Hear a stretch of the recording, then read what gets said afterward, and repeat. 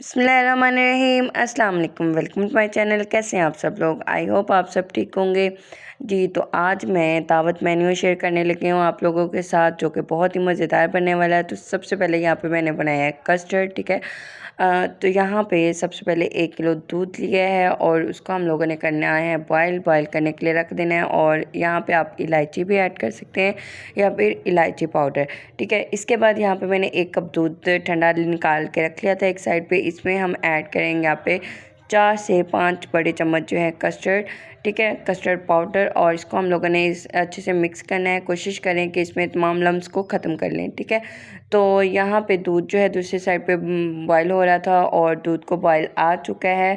और इसके बाद यहाँ पे बॉयल होने के बाद यहाँ पे हम चीनी ऐड करेंगे। हम यहाँ पे दूध में चीनी पहले ऐड करेंगे, कस्टर्ड जो है वो हम बाद में ऐड करेंगे। इससे कस्टर्ड जो है वो पानी नहीं छोड़ेगा, ठीक है। तो यहाँ पे चीनी ऐड करेंगे और चीनी जो है ये आप लोग अपने टेस्ट के मुताबिक ऐड करेंगे। इसके बाद इसको हम लोगों ने फिर से अच्छे से करना है मिक्स, ताकि चीनी जो है वो डिज़ोल्व हो जाए। और इसके बाद हम लोग ऐड कर देंगे कस्टर्ड, जो हम लोगों ने दूध के साथ मिक्स करके रखा था, ठीक है।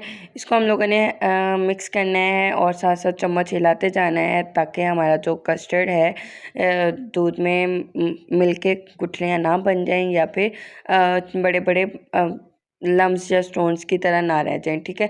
तो यहाँ पे तमाम कस्टर्ड जो है दूध वाला वो हम लोगों ने ऐड कर दिया, मैंने ऐड कर दिया है। और इसको हम लोगों ने करना है अच्छे से मिक्स।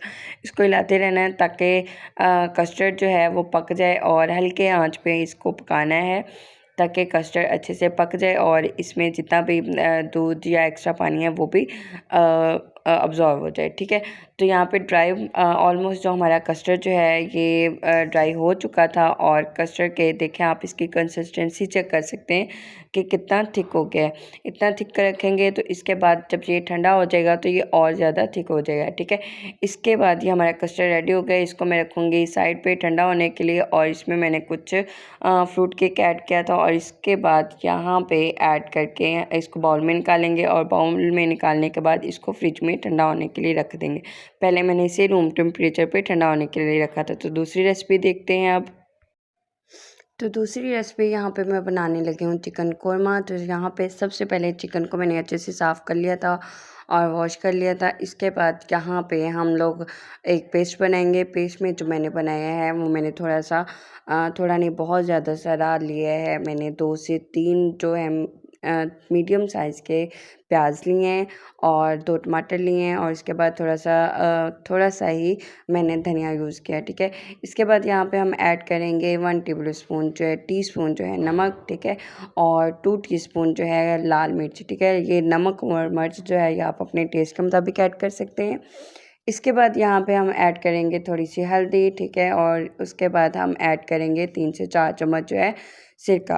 ये तमाम चीज़ें आप लोगों ने ऐड कर देनी है और इसको हम लोगों ने एज़ इट इज़ रख देना है तकरीबन आधे घंटे से 1 घंटे के लिए, ताकि तमाम चीज़ें जो हैं अच्छे से उनका टेस्ट जो है चिकन में चला जाए। इसके बाद यहाँ पे मैंने लिया है 1 कप ऑयल और उसमें ऐड कर देंगे हम 2 टेबलस्पून जो है जिंजर गार्लिक पेस्ट और उसको कर लेना है अच्छे से फ्राई। जब ये हल्का सा फ्राई हो जाए तो इसमें हम ज़ीरा और 1 बड़ी इलायची और थोड़ी सी काली मिर्च ऐड करेंगे। और इसको हम लोगों ने थोड़ी देर भून लेना है। और भूनने के बाद ये जो हम लोगों ने पेस्ट बना के रखा था चिकन का, जिस मैरिनेशन जो थी उसको हम ऐड करेंगे। और सॉरी, और इसको हम लोगों ने तेज़ आंच पे पकाना है तब तक जब तक कि इसका पानी जो है अच्छे से खुश्क नहीं हो जाता। इसके पानी को खुश्क होने के बाद हम लोगों ने इसको तकरीबन 5 से 6 मिनट के लिए भूनना है अच्छे से। और इसमें ऐड कर देंगे थोड़ा सा पानी, या जितना आप लोग ग्रेवी के लिए रखना चाहेंगे। तो पानी ऐड करने के बाद तो 2 से 3 मिनट दोबारा हम उसे पकाएंगे या फिर 1-2 बॉयल आने देंगे। और उसके बाद हम ऐड करेंगे दही हाफ़ कप और साथ में हम लोग यहाँ पे ऐड करेंगे कोरमा मसाला, ठीक है। 1 पैकेट हम लोग यहाँ पे वो ऐड करेंगे। उसको कर देना है हम लोगों ने अच्छे से मिक्स। और 3 से 4 मिनट अगेन हल्की आंच पे हम लोग इसे दम पे रखेंगे। और इसके बाद गार्निशिंग करेंगे हरा धनिया और हरी मिर्च के साथ। और इसको हम लोग ढक्कन लगा के तकरीबन 1 से 2 मिनट के लिए दम पे रखेंगे, ताकि हरी मिर्च का टेस्ट भी चिकन के अंदर चला जाए। यहाँ पे दूसरी रेसिपी भी हमारी हो गई है कंप्लीट। तो अब चलते हैं हम अपनी तीसरी रेसिपी की तरफ, जो कि यहाँ पे मैं बनाऊँगी चिकन पुलाव। तो यहाँ पर चिकन पुलाव बनाने के लिए सबसे पहले जो मैंने लिया है 750 ग्राम जो है चिकन लिया है। इसमें मैं ऐड करूँगी 4 से 5 चम्मच जो है दही। ठीक है, तो दही के ऐड करने के बाद यहाँ पे मैं ऐड करूँगी लाल मिर्च 2 चम्मच के बराबर। ठीक है, और इसके बाद यहाँ पे हम नमक ऐड करेंगे, वो भी 2 चम्मच के बराबर, क्योंकि हम यहाँ पे राइस बना रहे हैं, चिकन पुलाव बना रहे हैं, तो नमक जो है वो ज़्यादा ही जाएगा। ठीक है, इसके बाद यहाँ पे हम ऐड करेंगे चिकन पुलाव मसाला। ठीक है, और साथ में यहाँ पे हम लोग ऐड करेंगे, मैं ऐड करूँगी यहाँ पे कुटी हुई लाल मिर्च जो है तकरीबन 1 चम्मच के करीब। ठीक है, और इसके बाद चिकन पुलाव मसाला जो है वो मैंने तमाम सारा पैकेट ऐड किया है, और इसको पैकेट को ऐड करने के बाद यहाँ पे इसको कर देना है हम लोगों ने अच्छे से मिक्स, और चिकन को मैरिनेट करने के बाद तकरीबन आधे घंटे के लिए छोड़ देना, ताकि तमाम स्पाइसेस का जो टेस्ट है वो चिकन में चला जाए। ठीक है, इसको हम लोगों ने करना है अच्छे से मिक्स, दही को और तमाम स्पाइसेस को, और जितने भी हमने मसाला जार डाले हैं वो तमाम स्पाइसेस हम लोग ऐड करने के बाद इनको कर देना है अच्छे से मिक्स मिक्स और फिर मिक्स। आज हम यहाँ पे सारा दिन मिक्स ही करेंगे चिकन पुलाव को बनाते हुए। तो इसको अच्छे से मिक्स कर लिया है। इसके बाद यहाँ पे हम लेंगे पतीला या फिर एक कढ़ाई, जिसमें हम ऐड करेंगे 1 कप के करीब ऑयल। ठीक है, ऑयल या फिर घी, जो भी आप यूज़ करना चाहें।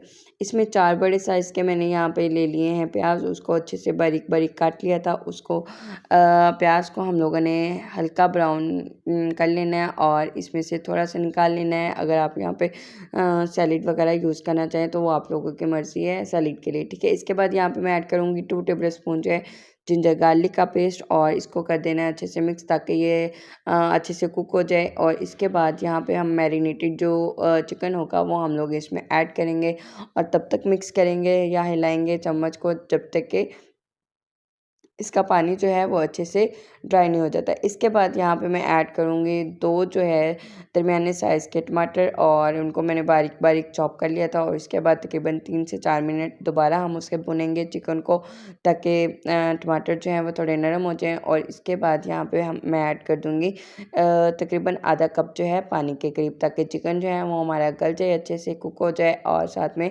हमारे जितने भी प्याज और टमाटर हैं वो भी नरम हो जाएँ। ठीक है, तो यहाँ पे चिकन जो है ऑलमोस्ट हो चुका था, कुक हो चुका था। तो यहाँ पे मैंने ऐड कर दिए हैं कुछ हरी मिर्च, जो कि अच्छी लगती हैं खाने में भी और दिखने में। इनको मैंने दरमियान से काट लिया था, और आप जब भी हरी मिर्च पूरी ऐड करें उसको दरमियान से लाजमी काट लें। और इसके बाद यहाँ पे मैंने आलू ऐड कर लिए हैं। जब भी पुलाव बनता है, पुलाव तो वैसे होता ही चिकन उसका है आलू का, तो यहाँ पे मैंने 2 आलू भी ऐड कर लिए थे। इसको हम लोगों ने अगेन अच्छे से कुक करना है, ताकि आलू भी पक जाएँ। और आलू के कुक होने के बाद यहाँ पे मैं ऐड कर दूँगी पानी, क्योंकि यहाँ पे मैंने 3 ग्लास चावल लिए थे, तो 4.5 ग्लास जो है वो यहाँ पे मैं पानी ऐड करूँगी। और चावलों को मैंने तकरीबन आधा घंटा पहले भिगो के रख दिया था। तो जब बॉयल आ जाएगा तो इसमें चावल ऐड करेंगे, और पानी खुश्क होने के बाद हम इसको ऊपर से गार्निशिंग करेंगे, और इसको हम दम पे दे देंगे तकरीबन 15 मिनट के लिए। दम निकालने के बाद आप देख सकते हैं कि ये चावल कितने मज़े के बन के रेडी हुए हैं। आई होप आप लोगों को मेरी ये रेसिपीज़ पसंद आई होंगी। अगर आप लोगों को मेरी ये रेसिपी पसंद आई है तो लाइक करें, शेयर करें, सब्सक्राइब करें, और मुझे अपनी दुआ में लाज़मी याद रखिएगा। Thanks for watching. अल्लाह हाफ़िज़।